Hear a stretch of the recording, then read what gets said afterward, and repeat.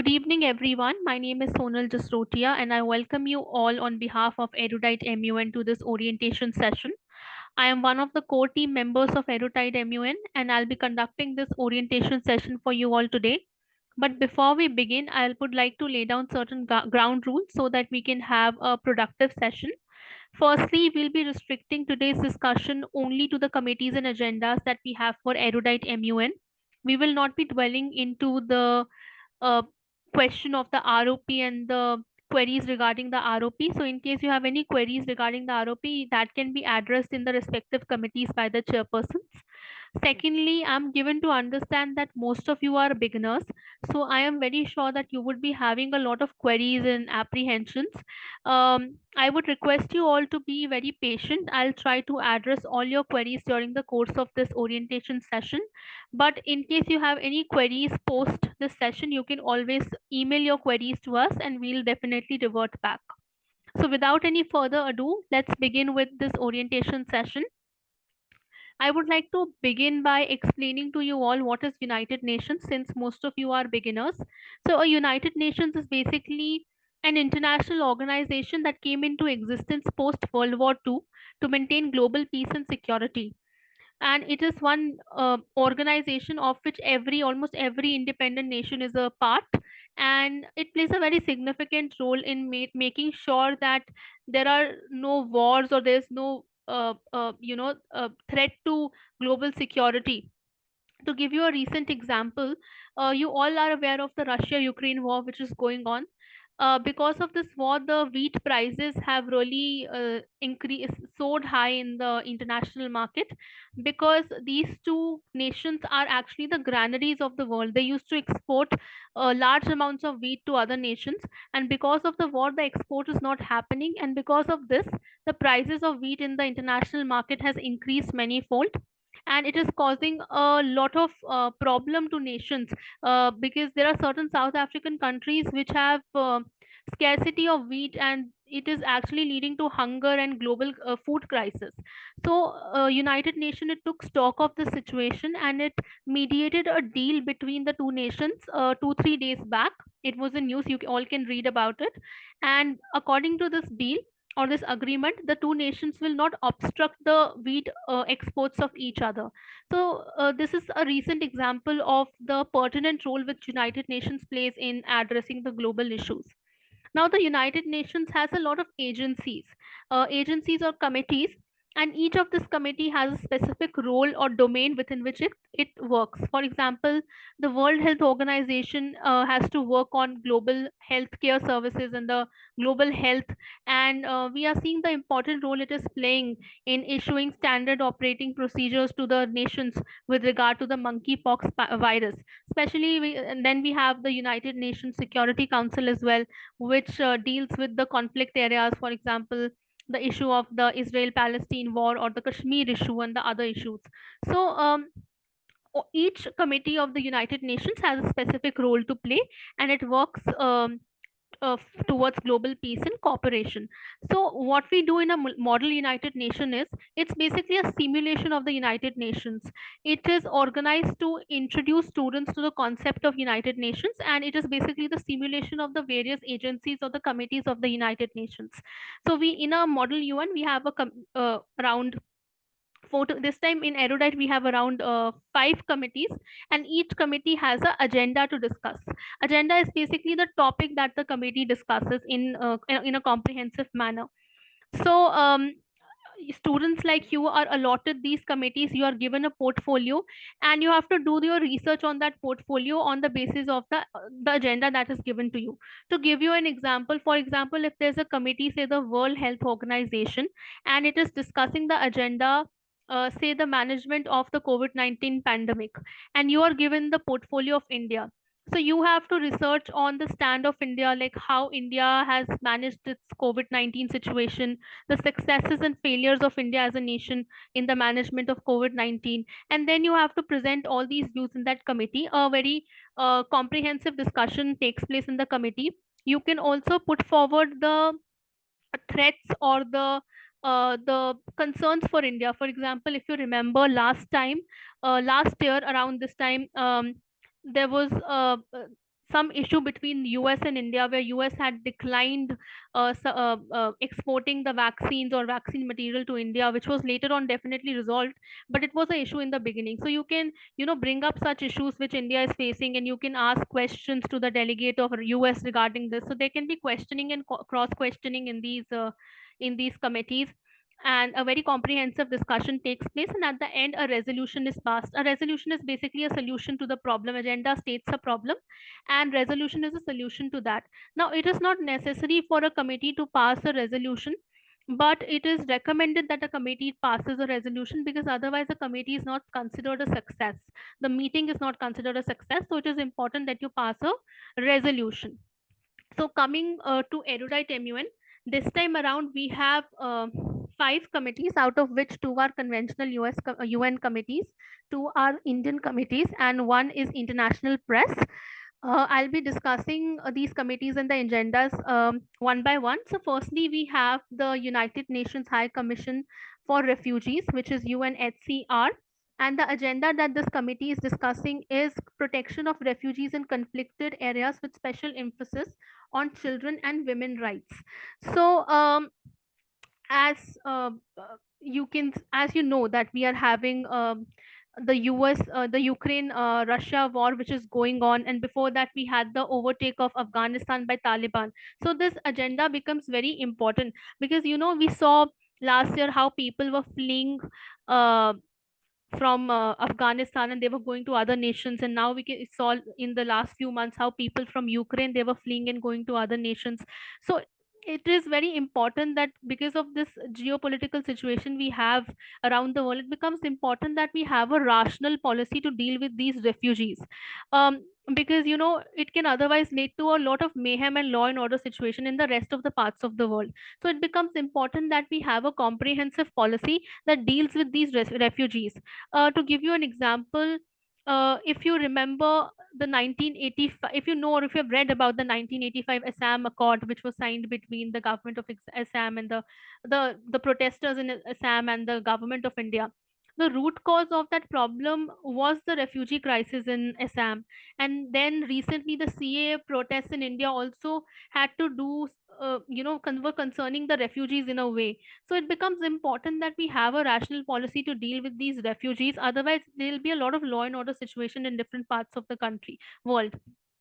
And the agenda specifically focuses on women and children rights, because these are the disadvantaged sections when we talk about these conflicted areas. There's a lot of violence that is committed against women. It can be sexual violence or otherwise. So it becomes important that their interests are protected, and there is a policy to rehabilitate such sections of people. So this is the agenda, the first committee and the first agenda, and you can find ample information about this online, and it is very simple. The agenda, to understand the agenda, it's very simple. So it's not a very complicated problem statement, so it will be easier for the first timers who are participating. The second committee that we have is the Commission on the Status of Women, and the agenda which it is discussing is broadening the scope of women's citizenship, leadership, and political participation in transition countries. So the committee basically deals with women empowerment, and it specifically focuses on transition countries. So transition nations are nations which are transitioning from a state run economy to a private run economy, and it basically talks about the position of women in such economies and the position of women in such transition states. So you can talk about the employment opportunities for women, the maternity benefits for women, all of that can be covered under the ambit of this law. You can also talk about the sustainable development goal 5, which talks about gender equality.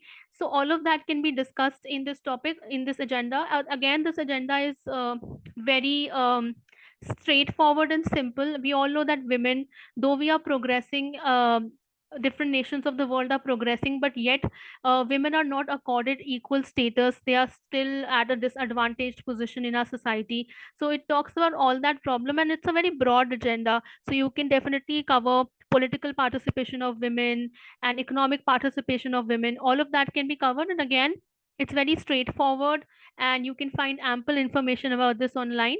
So again, easy topic to prepare if you are a first timer. The next committee that we have, it's an Indian committee. It's the National Commission for Women. So National Commission for Women is basically a statutory body. When I say a statutory body, that means that it was formed by an act of parliament.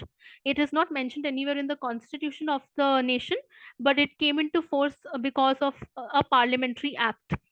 So it basically recommends the government of India the steps it should take for the improvement of the situation of women in the nation.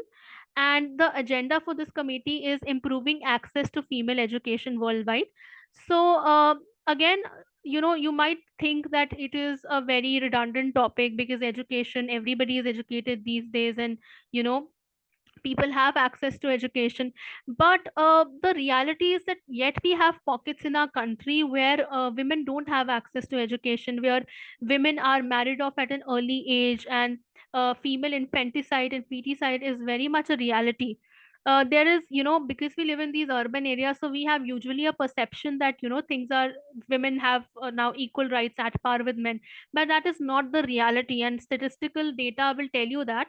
And so the topic, though it seems very straightforward, but it has many layers of complexities in it.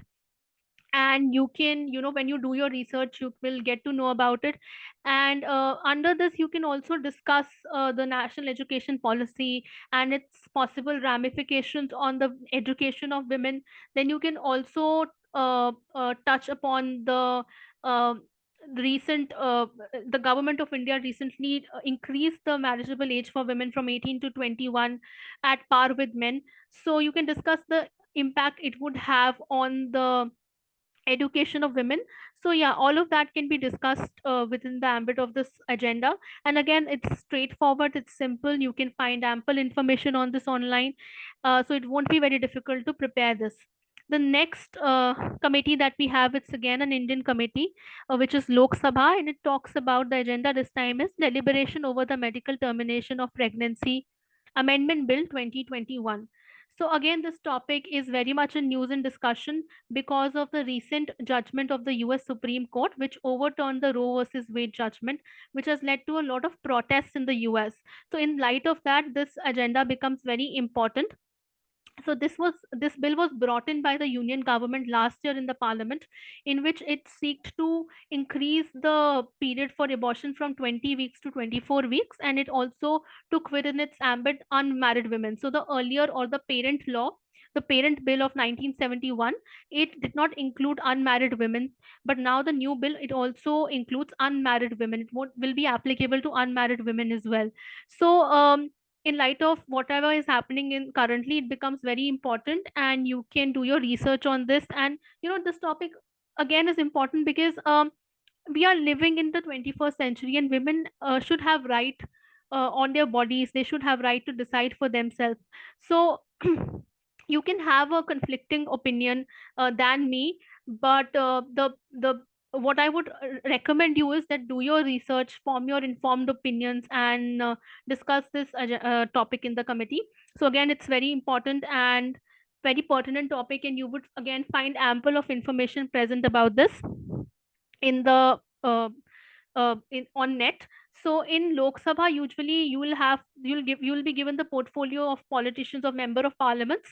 So you'll be either belonging to BJP or INC or any other political party, and you'll have to put forward the stance of that political party in the committee.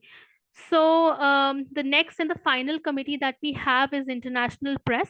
In international press, we don't have portfolios as such, but we have two divisions within this. The first is the photography division, and the second is the journalism division. So if you choose the photography division, you'll have to go into different committees and click the photographs and record the proceedings of that committee in the form of videos and photographs. And you need to have your own camera for this purpose. And if you choose the journalism division, then you will have to present a report, write a report on the proceedings that's happening in various committees. You can be allotted any committee by your respective chairperson, and you'll have to present a report on the proceedings of that committee, which would include what was the resolution, how did the discussions take place, what all topics were covered. So all of that would be there. So you will be and at the end you will be submitting your reports and your photographs to your chairperson, who will be then deciding the winner. But a request to the IP members would be that please make sure that when you are going to a committee, you do not obstruct the functioning of that committee. Please make sure that your presence doesn't create any mayhem in the committee. So these are the five committees that we have this time around in Erudite MUN. Uh, Two are UN committees, two are Indian committees, and one is international press. I hope I've made myself clear with the agendas. If you yet have any doubts, you can always write to us. You can take the email ID of Erudite from your respective teachers and you can write an email to us, and we would be happy to clear all your queries. um, with respect to the matrix, I think the matrix has also been made available to you, and you will get your allotments also very soon if you haven't already. The background guides will also be provided to you. So the background guides, basically it's a study guide which will familiarize you with the agenda. But I would request you to not just restrict your research to the background guide, because background guide is only the first insight. I would encourage you to go beyond the background guide and do your research, question your assumptions, and form an informed opinion on the basis of whatever is the stance of the portfolio that you have gotten.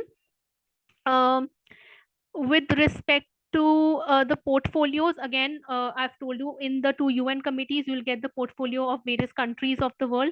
In the two Indian committees there'll be Indian portfolios. In Lok Sabha you'll be having the portfolio of a member of parliament. So you have to make sure that whatever research you're doing is in accordance with the portfolio that you have gotten. For example, if you are in CSW and you've gotten the portfolio of USA, you have to research about the policies of the USA for women, and whatever it is doing for women empowerment and all of that. And then you have to do the research about other countries also, so that you can counter their points in the committee. So this is how we actually prepare for an MUN. When it comes to research, you can rely on authentic sites. Please don't use Wikipedia for your research, because Wikipedia will not be accepted as a reliable source in the committee. Please rely on government websites. If you are trying to search for any government scheme or policy, you can rely on the data provided by the United Nations also. You can rely on publications like the BBC, the CNN, and when it comes to Indian committees, you can rely on the Hindu, the Indian Express, Times of India. These are reliable publications. So please use authentic sources. Do not go for Wikipedia or any other source, random source on the net. You can use Wikipedia to just, get an overview of the agenda, but please don't use it to cite sources in the committee that might be negatively looked upon by your chairperson. So with this, I think I've covered mostly everything. Uh, but if you still have any doubts, or if there are any apprehensions or anything that I didn't cover, or you have anything specific that you want to ask, you will always have your chairpersons to reach out to. Their email IDs will be mentioned on the background guide. But you can also email Erudite, and we will definitely revert back. So with that, we come to an end of this orientation session. I wish you all the very best for the for the committee sessions. And most of you, since you are first timers, so please, it's not always about winning and losing. Please make sure that you learn and you gather a lot from this experience, because obviously MUNs, they teach you a lot. It's not just about winning or losing. You get to, your knowledge increases manyfold, and you it's a different kind of a platform. It's not an ordinary debate, it's different. So it tests a lot of skills, research skills, speaking skills, diplomatic skills. So it will be a new experience for you all, and I wish you all the very best for that. And I hope you all learn something from this experience, and we can be a helpful, we can, help you in your personal growth. So thank you all very much. Thank you for attending this orientation session and taking out time. I wish you all the very best, and see you all in the committee session. Thank you.